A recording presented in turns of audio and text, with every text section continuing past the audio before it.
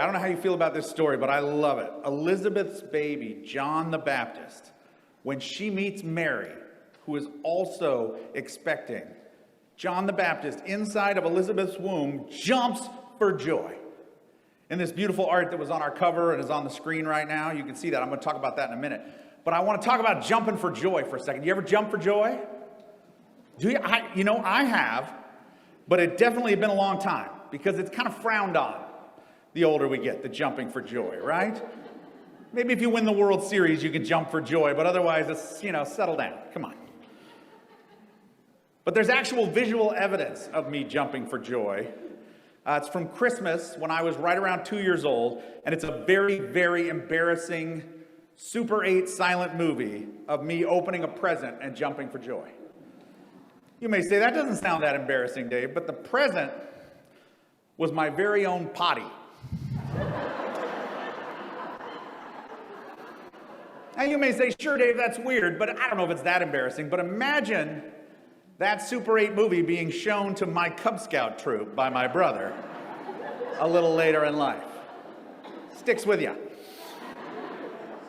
But the thing is, I was probably the only one who really cared or thought it was a big deal, because no matter how old we are often so focused on what other people think of us, how we look to the world, what we sound like. We're constantly fretting about so many things, and we compete with each other and we compare ourselves to each other. And it teaches us to not jump for joy, to lay that aside and be careful. Life wears us down a little bit. But Christmas is about the opposite.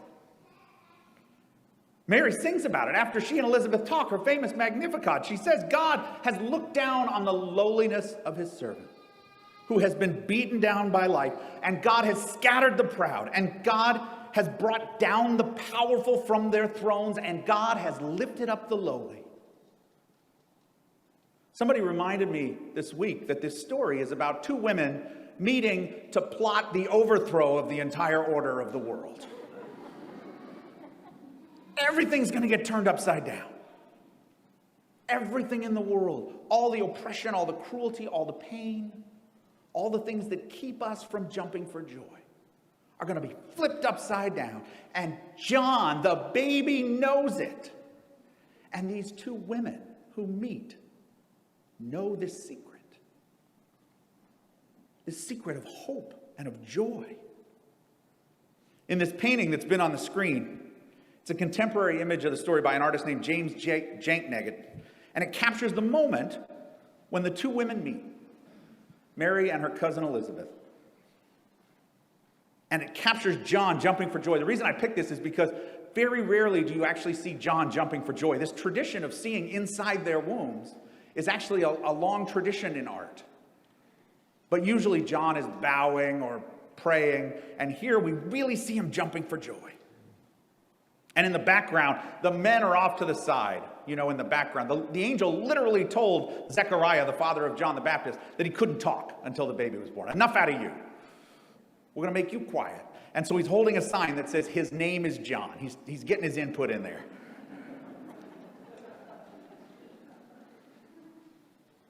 And the two babies are revealed in their mothers, and this scene is known as the Visitation. It has a long history in art, this scene when Mary goes to visit Elizabeth. And I've got a few of them for us to look at this morning just for fun. Show the next one, Steve, if you don't mind. So this one is also, you see the babies in the womb. And this one is from a church in Austria. This is from the 1400s. But go ahead and show the next one, Steve, because it's a close-up of their hands and of the babies. The next one, there you see this wonderful intimate moment between these two women meeting, and you see the babies, and you can see John on the right there is bowing his head, is a little deferential. I'll show you, there's a contemporary icon of the same scene. What's the next one, Steve? This is a contemporary icon, and you can see John bowing in the womb. But that's not the story. That's not the story. But the story that does get captured in this wonderful art is the intimacy and the love between these two women and what they share. This incredible power and mystery and secret that they share. Show the next one, Steve. This one's from 1100. It's a beautiful piece from Macedonia, and you just see the love of these women. These artists are trying to capture the intimacy and the gentleness and the beauty and the wonder of this moment expressed in their love for each other. Keep going. This one's from a time that's a little more staid, a little more careful, but you still see the intimacy as they place their hands on each other's bellies. This lovely moment these women share. And I've got a couple more, and it starts to change a little bit. This next, oh yeah, there's a close-up of that. This next one is in the Uffizi, and we start to see this tradition art that comes through of these two women meet, and not only do they share this incredible intimacy and love, but they have a secret that they share. And we can start to see it here as they lean in to share this incredible secret, something they know that the world has yet to know. One more, and I like this one a lot. This one, if you listen to art historians, they talk about the composition and the theology, but to me, this is a painting of Mary saying, you're not going to believe this, but he's not the Father. That's what this painting is to me. I haven't read that in any book, but it sure looks like that to me.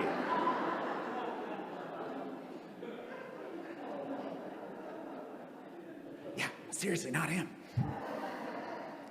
And the men, again, in the background, not in on this secret. Not in on the secret. You can go ahead and take that down, Steve, because I want to talk about this a little bit, this wonderful secret. I remember when we were expecting our children, and I shared in the joy, and I could feel the kick of the baby, but it was a mystery I couldn't totally comprehend. I was just a little bit of an outsider. And when you go to the delivery room, at least when our kids were born, maybe it's different now, but the nurses all call you dad in this very pejorative way, you know? Like, not quite like that, dad. Or, why don't you go stand over there, dad? You're kind of in the way, dad, And there was so much I didn't know. So many things that I just felt disconnected from, that I didn't understand. And so it makes me think, well, maybe I'm not the right person to talk about this story about these two women. And I'll tell you, all that art that I showed you, as far as I know, was by men. And it captures that little bit of outsiderness that we feel, I think. Trying to capture the intimacy, the beauty, the mystery, trying to just get a glimpse of something that isn't quite ours. And these women are meeting, not in competition with one another, not trying to one-up each other. They're meeting in love and in joy and seeing the infinite possibilities in this secret that only they know. Now, Luke, this is in the Gospel of Luke, a remarkable gospel. It puts women at the forefront. Mary sings this song. In the Gospel of Matthew, Mary doesn't even talk. But Luke is celebrating all these incredible women who are changing the world. And Luke does something else that is incredible. He invites us into that mystery. We get to hear the secret that these two women shared. We get told the inside story of the way that God is changing the world. And Mary sings this song. The whole world's going to be shaken up, turned upside down, and transformed. And there are so many reasons to feel beaten down and to be afraid. And this story says, no, no, no. Even with all the pain in the world, all the pain that will be in these children's lives, the answer is no. Don't cower in fear. Lift up your head and see what God is doing. That's the secret that we're being told. At Christmas, God is ready to pour light and love into the world and change everything. And we just have to be willing to be a part of it. That's what Mary does. That's so great. Elizabeth praises her for it. Blessed are you because you said yes. You said yes to God shining light through you into the world. And we get the same invitation.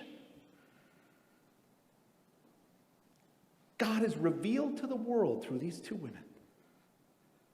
And it reminds us, new life, it's always possible. Change is always possible. For you, for our world.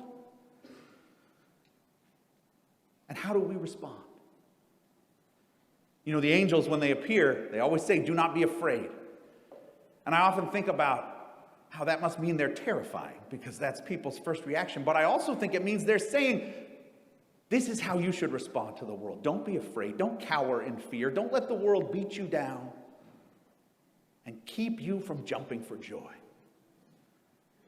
Because look what God is doing through you. God is ready to change the world through you, and all you have to do is say yes. You know, Jesus said, if you want to know God, you have to be like a little child. And as we get ready to meet Christmas, I want to remind you to think about how children meet Christmas. They jump for joy. Let us do the same.